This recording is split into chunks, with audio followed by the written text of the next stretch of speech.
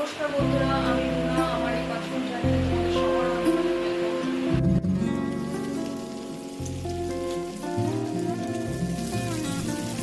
থেকে কিছু ভোলা মাছ এনেছিলাম। আজকে ভাবলাম সেই মাছগুলো ঝোল না করে একটু ঝাল বানিয়ে নিই, যাতে গরম ভাতে খেতে ভালো লাগে।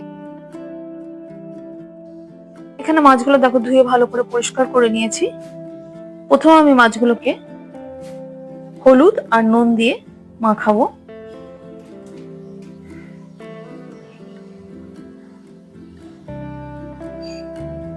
এখানে ভালোভাবে নুন হলুদ মাখানো হয়ে গেছে। এবার এই মাছগুলোকে এক সাইডে রেখে দেবো।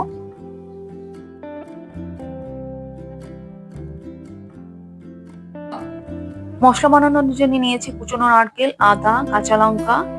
এখানে আমি সর্ষে ভিজিয়ে রেখেছিলাম, আর রেখেছিলাম কিছুটা পোস্ত ভিজিয়ে, যেটা আমি এখন বেটে নেব। আজকে আমি মশলাটা মিক্সিতে পেস্ট না করে শিলনোড়ায় বাটবো। এখানে আমাদের মশলা বাটা হয়ে গেছে। এদিকে গ্যাসে কড়াই বসে দিয়েছিলাম, কড়াইটা গরম হয়ে গেছে। এবার আমি এর মধ্যে দিয়ে দিয়েছি তেল মাছ ভাজার জন্য। এখানে তেলটা গরম হয়ে গেছে। এবার আমি এক এক করে মাছগুলো ভেজে নেবো।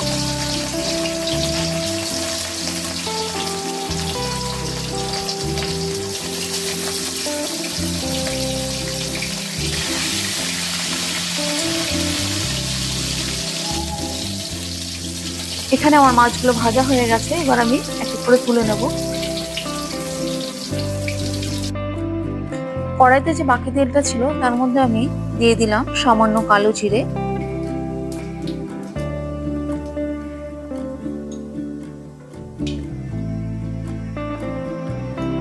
আর দিয়ে দিলাম আমি যে মশলাটা বানিয়েছিলাম সেটা।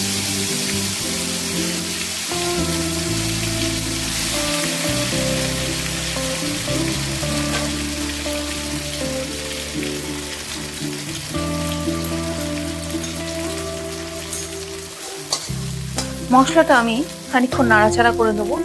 গ্যাসের ফ্লেমটা এই সময় আমি একটু কমিয়ে রেখেছি। এবার আমি এর মধ্যে দিয়ে দিলাম হলুদ গুঁড়ো, লঙ্কার গুঁড়ো, আর দিয়ে দিচ্ছি নুন। এবার সবকিছু আবার ভালো করে একটু কষিয়ে নেব। এখানে আমার মশলাটা প্রায় কষানো হয়ে গেছে। এর মধ্যে আমি দিয়ে দেবো খানিকটা দই। এখানে আমি 2 চামচের মতো দই দিয়েছি।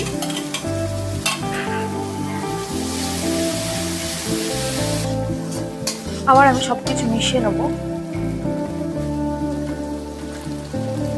এখানে দেখো সবকিছু খুব ভালোভাবে মিশে গেছে, তেলও ছাড়ছে মশলা থেকে। এবার আমি এর মধ্যে খানিকটা জল অ্যাড করে দিলাম।